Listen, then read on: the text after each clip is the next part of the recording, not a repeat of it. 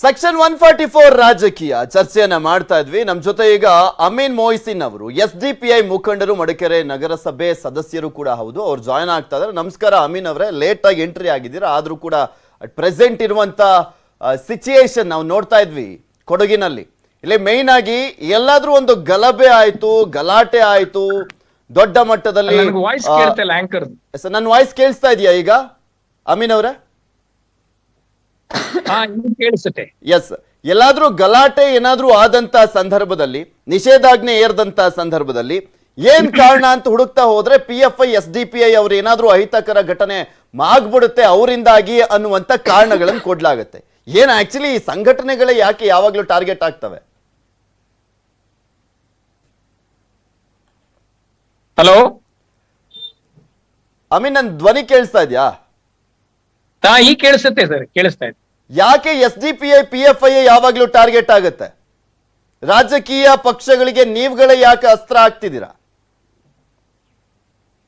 ಇದು ರಾಜಕೀಯ ಪಕ್ಷಕ್ಕೆ ನಾವು SDPI PFI ಯಾಕೆ ಮುಳುವಾಗಿದ್ದೀವಿ ಅಂತ ಹೇಳಿದ್ರೆ, ಇವತ್ತು ನಾವು ಊಹಿಸಕ್ಕಿಂತ ಹೆಚ್ಚಾಗಿ ಜನರು ಇವತ್ತು ಈ ಪಕ್ಷಕ್ಕೆ, ಸಂಘಟನೆಗೆ ತುಂಬಾ ಬೆಂಬಲವನ್ನು ಕೊಡ್ತಾ ಇದ್ದಾರೆ.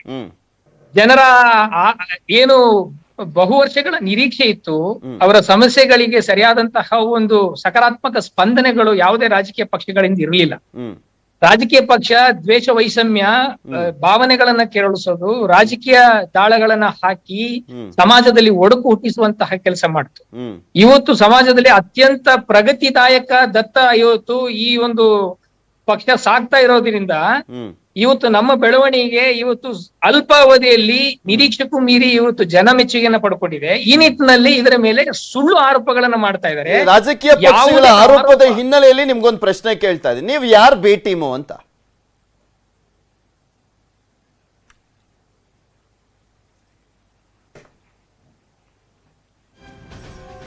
ಕವಿತಾ ರೆಡ್ಡಿ ಅವರೇ, ರಾಜಕೀಯ ಅಸ್ತ್ರ ಆಗ್ಬಿಟ್ಟಿದೆ PFI SDPI ಅನ್ನೋದು. ಯಾಕೆ ಪದೇ ಪದೇ ಅವ್ರು ಟಾರ್ಗೆಟ್ ಆಗ್ತಾ ಇದ್ದಾರೆ ಅಂತ? ಬಿಜೆಪಿ ಆರ್ ಕಾಂಗ್ರೆಸ್ ಇಬ್ಬರು ಕೂಡ ಅವ್ರನ್ನೇ ಟಾರ್ಗೆಟ್ ಮಾಡೋದು ಯಾಕೆ? ಈಗ ಒಂದ್ ನಿಮಿಷ, ನಾವು ಅಧಿಕಾರದಲ್ಲಿದ್ದಾಗ ನಾನು ನಿಮ್ಮ ಚಾನೆಲ್ ನಲ್ಲೇ ಬಂದು ಇದೇ ಬಿಜೆಪಿ ಅವರು ನೀವ್ ಬ್ಯಾನ್ ಮಾಡಿ PFI, ನೀವ್ ಬ್ಯಾನ್ ಮಾಡಿ ಅಂತ ಹೇಳ್ತಾ ಇದ್ದೆ. ಇವತ್ತು ಆ MLA ಅವ್ರು ಬಂದು ಈಗ ಬಿಜೆಪಿ ಸ್ಪೋಕ್ಸ್ ಪರ್ಸನ್ ಏನ್ ಹೇಳಿದ್ರು, ಎಲೆಕ್ಷನ್ ಕಮಿಷನ್ ಅಂಡರ್ ಇದೆ, ಅದನ್ನ ನಾವು ಮಾಡಕ್ಕಾಗಲ್ಲ, ಎಲೆಕ್ಷನ್ ಕಮಿಷನ್ ಮಾಡ್ಬೇಕು ಅಂತ ನಾವ್ ಹೇಳಿದಾಗ ಅದನ್ನ ಅವರು ಒಪ್ಲಿಲ್ಲ. ಅವತ್ತು ರಾಜಕೀಯ ಪಕ್ಷ. ನಾನು PFI ಬಗ್ಗೆ ಹೇಳ್ತೀನಿ, ಇವತ್ತು ನಾನು ಅದನ್ನೇ ಹೇಳ್ತಾ ಇದ್ದೀನಿ. ನಾವು ಪ್ರತಿ ಬಾರಿ PFI ವಿರುದ್ಧವಾಗಿ ನೀವು 2017 ನಲ್ಲಿ ನೀವು NIA ತನಿಖೆ ಮಾಡ್ಲಿಕ್ಕೆ ಶುರು ಮಾಡಿದ್ರಿ. ಇವತ್ತು ಯಾರು ಕೇಂದ್ರ ಸರ್ಕಾರದಲ್ಲಿರೋದು? ಬಿಜೆಪಿ ಕೇಂದ್ರ ಸರ್ಕಾರದಲ್ಲಿದೆ. ಇವತ್ತು ಬಂದು ನೀವು ನಮ್ಮ ಮೇಲೆ ಗೂಬೆ ಕೂರಿಸ್ಬೇಡಿ PFI ಅಂತ ಹೇಳ್ಬಿಟ್ಟು, ಅಥವಾ SDPI ಅಂತ ಹೇಳ್ಬಿಟ್ಟು. ಇವತ್ತು ನೀವೇ ನಿಮ್ಮ ಚಾನೆಲ್ ಡಿಬೇಟ್ ನಲ್ಲಿ ಒಪ್ಕೊಂಡಿದ್ದಾರೆ SDPI ನ ನಾವು ಬ್ಯಾನ್ ಮಾಡ್ಲಿಕ್ಕೆ ಆಗೋದಿಲ್ಲ, ಬಿಕಾಸ್ ಇಟ್ಸ್ ಎಲೆಕ್ಷನ್ ಕಮಿಷನ್ ಅಲ್ಲಿ ರಿಜಿಸ್ಟರ್ ಆಗಿರುವಂತ ಒಂದು ಸಂಘಟನೆ ಅಂತ ಹೇಳ್ಬಿಟ್ಟು. ಸೊ ಒಂದು. ಎರಡನೇದು, PFI ನ ಬ್ಯಾನ್ ಮಾಡೋದಕ್ಕೆ ನಿಮ್ಗೆ ಅಧಿಕಾರ ಇದೆ, ಯಾಕಂದ್ರೆ ನೀವು 2017 ತನಿಖೆಯಿಂದ ಮಾಡ್ತಾ ಇದ್ದೀರಾ. ಸೊ ಅದ್ರ ಪ್ರಕಾರ ನೀವು ಬ್ಯಾನ್ ಮಾಡ್ಬೇಕು, ಅದಕ್ಕೆ ನಮಗ್ ಅಧಿಕಾರ ಇಲ್ಲ. ನಾವು ಅಧಿಕಾರ ಕಾಂಗ್ರೆಸ್ನವರು ಕರ್ನಾಟಕದಲ್ಲಿ ಅಧಿಕಾರ ಬಂದ್ರು ಸಹ ನಾವು PFI ಬ್ಯಾನ್ ಮಾಡಕ್ಕಾಗಲ್ಲ, ಅದು ಕೇಂದ್ರ ಸರ್ಕಾರ ಮಾಡ್ಬೇಕು. ಕೇಂದ್ರ ಸರ್ಕಾರದಲ್ಲಿ ಕೂತಿರೋಂತವ್ರು ಮೋದಿ ಅವರು. ಎರಡನೇ ಪ್ರಶ್ನೆ ಬರ್ತೀನಿ, PFI SDPIಗೆ ನಮ್ಗೆ ನಮ್ಮ ಸಂಘಟನೆಗೂ ನಮ್ಮ ಪಕ್ಷಕ್ಕೂ ಅವರ ಸಂಘಟನೆಗೂ ಯಾವುದೇ ಒಂದು ಲಿಂಕ್ ಇಲ್ಲ. ಯಾಕೆ ಹೇಳ್ತೀನಿ ಅಂದ್ರೆ, ಇವತ್ತು ಅನೇಕ ಭಾಗದಲ್ಲಿ ನಾವು ಸೋತಿರೋದು, whether it is Bengaluru BBMP election ನಲ್ಲಿ ಓದ್ಸಲಿ ಇರ್ಬೋದು, ಅಥವಾ 2-3 ಚಿಕ್ಕಪೇಟ್ ಒಂದು ಎಕ್ಸಾಂಪಲ್ ಕೊಡ್ತೀನಿ. ಅಲ್ಲ, ಈಗ ಬ್ಯಾನ್ ಮಾಡೋದೋಗ್ಲಿ, ಇರೋ ಕೇಸ್ಗಳನ್ನೇ ತೆಗೆದು ಬಿಟ್ಟಿದ್ರು, PFI ಮೇಲೆ ಇತ್ತು, ಕಾಂಗ್ರೆಸ್ನವ್ರು ತೆಗೆದ್ರು ಅನ್ನುವಂತ ಆರೋಪ ಬಿಜೆಪಿ ಅವರು ಮಾಡ್ತಾನೆ ಇದ್ದಾರೆ. ಬಹಳ ತಪ್ಪು. ಅದು ಆರೋಪ ಮಾತಾಡೋದಕ್ಕೆ ಬಿಡ್ರಿ ಪ್ಲೀಸ್. Can you finish? ಒಂದ್ ನಿಮಿಷ. ಅದು ತಪ್ಪು ಮಾಹಿತಿ. ಪ್ರಿಯಾಂಕ್ ಖರ್ಗೆ ಅವರು ಒಂದು ಸ್ಟೇಟ್ಮೆಂಟ್ ನಲ್ಲಿ ಯಾವಾಗ ಈ ಒಂದು PFI ಇಶ್ಯೂ ಬಂತು, ಅವರು ಕ್ಲಿಯರ್ ಆಗಿ ವಿತ್ ಫ್ಯಾಕ್ಟ್ಸ್ ಕೊಟ್ಟಿದ್ದಾರೆ. ಯಾವ ಒಂದು ಸಂಘಟನೆಯ ಅಥವಾ ಪರವಾಗಿ ಅಥವಾ ಅವರ ವಿರುದ್ಧವಾಗಿ ಇದರ ಕೇಸಸ್ ರಿಜಿಸ್ಟರ್ ಆಗಿಲ್ಲ, ಅಥವಾ ನಾವು ತೆಗೆದಂತ ಯಾವರ ಮೇಲೆ ಕೇಸಸ್ ಇತ್ತು ಅದು ಫಾರ್ಮರ್ಸ್ ಮೇಲೆ, ರೈತರ ಮೇಲೆ ಇದ್ದಂತ ಕೇಸಸ್ ನ ತೆಗೆದಿದ್ದೀವಿ, ಅದು ನಾವು ಒಪ್ಕೊಂತೀವಿ. ಪ್ರಿಯಾಂಕ್ ಖರ್ಗೆ ಅವರು ವಿತ್ ಫ್ಯಾಕ್ಟ್ಸ್ ಕೊಟ್ಟಿದ್ದಾರೆ. ನಾನ್ ಹೇಳ್ತಾ ಇರೋದು ಇಷ್ಟೇ, ಇಲ್ಲಿ ಬಂದು ನಾವು ಡಿಬೇಟ್ ನಲ್ಲಿ ಹಿಂಗ್ ಮಾಡಿದ್ರು ಹಂಗ್ ಮಾಡಿದ್ರು ಬೇಡ, ಫ್ಯಾಕ್ಟ್ಸ್ ತಗೊಂಬರ್ಲಿ. ಬಿಜೆಪಿ ಅವರು ಫ್ಯಾಕ್ಟ್ಸ್ ತಗೊಂಬರ್ಲಿ. ಇಂಥ ಕೇಸಸ್ ನಾವು ವಿಡ್ರಾ ಮಾಡ್ಕೊಂಡಿದೀವಿ ಅಂತ ಒಂದೇ ಒಂದ್ ಫ್ಯಾಕ್ಟ್ ತಗೊಂಡ್ಬರ್ಲಿ. ಕವಿತಾ ರೆಡ್ಡಿ ಅವರೇ, ಕಾಂಗ್ರೆಸ್ ಸರ್ಕಾರ ಇದ್ದಂತ ಸಂದರ್ಭದಲ್ಲಿ ಬಿಜೆಪಿ ಅವರು ಹೇಳ್ತಾ ಇದ್ದು 10ಕ್ಕೂ ಹೆಚ್ಚು ಜನ ಹಿಂದೂ ಕಾರ್ಯಕರ್ತರು ಹತ್ಯೆ ಆದಂತ ಸಂದರ್ಭದಲ್ಲಿ PFI ಕಾರ್ಯಕರ್ತರ ಕೈವಾಡ ಇದೆ ಅನ್ನುವಂತ ಆರೋಪವನ್ನ ಮಾಡಿದ್ರು. ಆ ಟೈಮ್ನಲ್ಲಿ ಕಾಂಗ್ರೆಸ್ ನಾವು ಸೈಲೆಂಟ್ ಆದ್ರು, ಅವ್ರ ಕೇಸ್ಗಳನ್ನು ಮುಚ್ಚಾಕಿದ್ರು ಅಂತ ಈಗಲೂ ಕೂಡ ಆರೋಪ ಮುನ್ನೆಲೆಗೆ ತರ್ತಾನೆ ಇದೆ. ಆರೋಪ ಮಾಡ್ಬೇಡ್ರಿ ಪ್ಲೀಸ್, ಒಂದ್ ನಿಮಿಷ. ನಾನು ಅದನ್ನೇ ಹೇಳ್ತಾ ಇರೋದು. ನೀವು ದಯವಿಟ್ಟು ನೀವು ಆಂಕರ್ ಆಗಿ, ಒಂದ್ ಮೀಡಿಯಾ ಪರ್ಸನ್ ಆಗಿ, ರೆಸ್ಪಾನ್ಸಿಬಲ್ ಚಾನೆಲ್ ಇರೋರಾಗಿ ನೀವು ಆರೋಪದ ಬಗ್ಗೆ ಯೋಚನೆ ಮಾಡಿ. ಆರೋಪ ಅಂತ ಹೇಳ್ತಿಲ್ಲ, ರುದ್ರೇಶ್ ಕೇಸ್ ಇದೆ. ರುದ್ರೇಶ್ ಕೇಸ್ ಅಲ್ಲಿ ಯಾರು ಅರೆಸ್ಟ್ ಆಗಿದ್ದು, ಪ್ರಶಾಂತ್ ಪೂಜಾರಿ ಕೇಸ್ ನಲ್ಲಿ ಯಾರು ಅರೆಸ್ಟ್ ಆಗಿದ್ದು, ಯಾವ ಸಂಘಟನೆಯವರು ಇದ್ರು ಅನ್ನೋದು ಕೂಡ ನಮಗೆ ಗೊತ್ತಿದೆ. ನೀವು ಹೇಳಿದ್ದನ್ನೆಲ್ಲ ನಾವು ಓಕೆ ಅನ್ನಕ್ಕಾಗಲ್ಲ. ಕೊನೆ ಹಂತಕ್ಕೆ ಬಂದಿದ್ದೀವಿ. ನೀವು ಕೇಳಿದ್ದಕ್ಕೂ ಕೂಡ ನಾನು ಆನ್ಸರ್ ಮಾಡ್ಬೇಕಾಗುತ್ತೆ. ಅದಕ್ಕೆ ಹೇಳಿ. ತಗೊಂಡ್ ಬನ್ನಿ ನಿಮ್ಮ ಚಾನೆಲ್ ನಲ್ಲೇ ಬಂದು ಪ್ರತಿಯೊಂದು ಕೇಸಿನ ವಿಚಾರದಲ್ಲಿ ನೀವು ಈಗ ಅಧಿಕಾರದಲ್ಲಿ ಬಿಜೆಪಿ ಅವರಿದ್ದಾರೆ. ಅದಕ್ಕೆ ಮೆನ್ಷನ್ ಮಾಡಿದೆ ನಾನು, ರುದ್ರೇಶ್ ಕೊಲೆ ಕೇಸು, ಪ್ರಶಾಂತ್ ಪೂಜಾರಿ ಕೊಲೆ ಕೇಸ್ ಅಲ್ಲ. ಇರ್ಲಿ, ಅದನ್ನ ತನಿಖೆ ಮಾಡ್ಲಿ. ಅವ್ರು ಇವತ್ತು ನಾವೇನಾದ್ರೂ ತನಿಖೆ ಮುಚ್ಚ ಹಾಕಿದ್ರೆ ಪ್ರೊವಿಷನ್ ಇದೆ, ರಿಓಪನ್ ಮಾಡ್ಲಿ. ರಿಓಪನ್ ಮಾಡಿ ಅವ್ರ ವಿರುದ್ಧ ಮತ್ತೆ ಸ್ಟಾರ್ಟ್ ಮಾಡ್ಲಿ. ಯಾವ ತನಿಖೆ ನವೀನ್ ಅವರೇ ಸುಮ್ನೆ ಸುಳ್ಳು ಆರೋಪಗಳನ್ನು ಮಾಡ್ತಾನೆ ಇದ್ರಿ. PFI SDPI ನವರು ಇದ್ದಾರೆ, ಹಾಗಾದ್ರೂ ಕೂಡ ಕಾಂಗ್ರೆಸ್ ಸರ್ಕಾರ ಇದ್ದಂತ ಸಂದರ್ಭದಲ್ಲಿ ಅವರನ್ನ ಬಿಟ್ಟಿದ್ರು ಅಂತ. ಈಗ ನಿಮ್ಮದೇ ಸರ್ಕಾರ ಇದೆ, ಯಾಕೆ ಸೈಲೆಂಟ್ ಆಗಿದ್ದೀರಾ ಹಾಗಾದ್ರೆ ಇಂಥ ವಿಚಾರದಲ್ಲಿ? ರಿಓಪನ್ ಮಾಡಿ ಕೇಸಸ್, ಕ್ಲೋಸ್ ಮಾಡಿದ್ರೆ ರಿಓಪನ್ ಮಾಡಿ. ಆರೋಪ ಮಾಡಿದ್ರೆ ಆಯ್ತು, ಬಿಟ್ರೆ ಯಾವ ಕೇಸು ರಿಓಪನ್ ಆಗಿಲ್ಲ.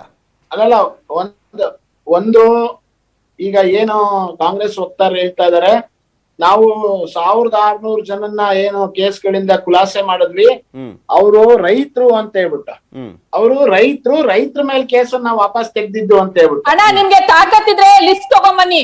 ನಿಮ್ಗೆ ತಾಕತ್ತಿದ್ರೆ ಇದೇ ಚಾನೆಲ್ ಅಲ್ಲಿ ತಾಕತ್ತಿದ್ರೆ ಲಿಸ್ಟ್ ತಗೊಂಬನ್ನಿ. ಯಾವ ಕೇಸು ಯಾರ ಮೇಲೆ ವಿಡ್ರಾ ಮಾಡಿ ಅಂತ ಲಿಸ್ಟ್ ತಗೊಂಬನ್ನಿ. ಕವಿತಾ ರೆಡ್ಡಿ ಅವ್ರಿಗೆ ಏನ್ ಮಾತನಾಡ್ತಾರೆ ನೋಡೋಣ ತಡ್ರಿ. ನಾವು ಪ್ರಶ್ನೆ ಕೇಳಿದೀನಿ, ಅದನ್ನೇ ಪ್ರಶ್ನೆ ಕೇಳಿದೀನಿ. ಹೇಳಿ ನವೀನ್ ಕವಿತಾ ರೆಡ್ಡಿ ಅವರೇ, ನೀವೇ ಪ್ರಶ್ನೆ ಮಾಡಿದೀರಾ, ನಾನು ಅದನ್ನೇ ಪ್ರಶ್ನೆ ಮಾಡಿದೀನಿ. ಅವ್ರ ಆನ್ಸರ್ ಮಾಡ್ಲಿ. ಎಸ್ ನವೀನ್ ಅವರೇ, ನಾನು ಈಗ ಚರ್ಚೆ ಆದಂತ ವಿಷಯಕ್ಕೆ ನಾನು ಕೇಳಿದಾಗೆ ಅವ್ರು ಹೇಳಿದ್ದು 1500 ಚಿಲ್ಲರೆ ಜನರ ಮೇಲೆ ಏನ್ ಕೇಸ್ಗಳನ್ನು ಸಿದ್ದರಾಮಯ್ಯನವ್ರು ವಾಪಸ್ ತಕೊಂಡ್ರು, ಅದು ರೈತ ಹೋರಾಟದಲ್ಲಿ ಕೇಸ್ ಹಾಕಿದ್ದು ಅಂತ ಹೇಳ್ತಾ ಇದಾರಲ್ಲ. ರೈತ ಹೋರಾಟದಲ್ಲಿ ಕೇಸ್ ಹಾಕಿದ್ದಂತ ದಾಖಲೆಗಳನ್ನ ಇವತ್ತು ಅವ್ರ ಹತ್ರ, ನಮ್ಮ ಕಾಂಗ್ರೆಸ್ನವ್ರ ಹತ್ರ ಆತರ ದಾಖಲೆ ಇದ್ರೆ ಖಂಡಿತವಾಗೂ ನಾನು ಒಬ್ಬ ಬಿಜೆಪಿ ಶಾಸಕನಾಗಿ ಅದನ್ನ ಸ್ವಾಗತವನ್ನ ಮಾಡ್ತೀನಿ. ಆದ್ರೆ ಇವರು ರೈತರ ಮೇಲೆ ಆಗ್ದಂತ ಕೇಸ್ ಹೇಳ್ತಾ ಇಲ್ಲ. ಇವ್ರು ಯಾವ್ದೋ ಕೆಲವು ರೈತರ ಕೇಸ್ ತೆಗ್ದಿದೀವಿ ಅಂತಂದ್ರೆ ತೆಗ್ದಿದ್ದೆಲ್ಲ ಯಾರು ಅಂತಂದ್ರೆ ಕೋಮುಗಲ ಸೃಷ್ಟಿ ಮಾಡಿ ನಮ್ಮ 24 ಜನ ಹಿಂದೂ ಕಾರ್ಯಕರ್ತರು ಆ ಸಂದರ್ಭದಲ್ಲಿ ಏನ್ ಕೊಲೆ ಆಯ್ತು, ಆ ಕೊಲೆ ಆದವ್ರ ಮೇಲೆ ಕೇಸ್ಗಳಿದ್ದನ್ನ ಇವ್ರು ವಾಪಸ್ ಮಾಡಿತ್ತು. ಅವ್ರ ಮೇಲೆ ಸಣ್ಣ ಕೇಸ್ಗಳನ್ನ ಹಾಕ್ಬಿಟ್ಟು ಅವ್ರ ಮೇಲೆ ಕೊಲೆ ಆರೋಪ ಇರುವಂತ ಕೇಸ್ಗಳನ್ನ ಹಾಕ್ತಲೇನೆ ಅವ್ರಿಗೆ ನಿಮ್ಮದೇ ಸರ್ಕಾರ ಇದೆ, ಬೇಕಾಗಿರುವಂತ ಸೆಕ್ಷನ್ ಗಳನ್ನ ನವೀನ್ ಅವರೇ, ಈಗ ನಿಮ್ಮದೇ ಸರ್ಕಾರ ಇದೆ. ಅವರು ಇವತ್ತು ಕೇಸನ್ನು ವಾಪಸ್ ತಕೊಂಡ್ವಿ ಅಂತ ಹೇಳ್ಬಿಟ್ಟು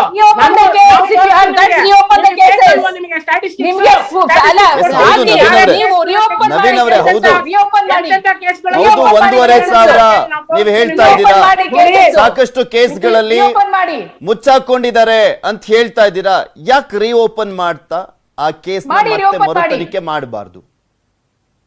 ಖಂಡಿತ ಈಗಾಗಲೇ ನಮ್ಮ ಗೃಹ ಮಂತ್ರಿಗಳು ಕಳೆದ 3 ತಿಂಗಳಲ್ಲಿ ಇನ್ನು ಯಾವಾಗ 3 ವರ್ಷ ಆಗೋಯ್ತು. ಓಕೆ, ನನ್ ಆಸಿಫ್ ಅಮೀನ್ ಅವ್ರನ್ನ ಮಾತನಾಡ್ತೀನಿ. ಅಮೀನ್ ಅವರೇ, ಯಾವಾಗ್ಲೂ ಕೂಡ ಕಾಂಗ್ರೆಸ್ನವರಾಗ್ಲಿ ಬಿಜೆಪಿ ಅವರಾಗ್ಲಿ SDPI ಮತ್ತೆ PFI ನ ಕಾಂಗ್ರೆಸ್ನವರು ಬಿಜೆಪಿ ಬಿ ಟೀಮ್ ಅಂತಾರೆ, ಬಿಜೆಪಿ ಅವರು ಕಾಂಗ್ರೆಸ್ ಬಿ ಟೀಮ್ ಅಂತ ಹೇಳ್ತಾರೆ.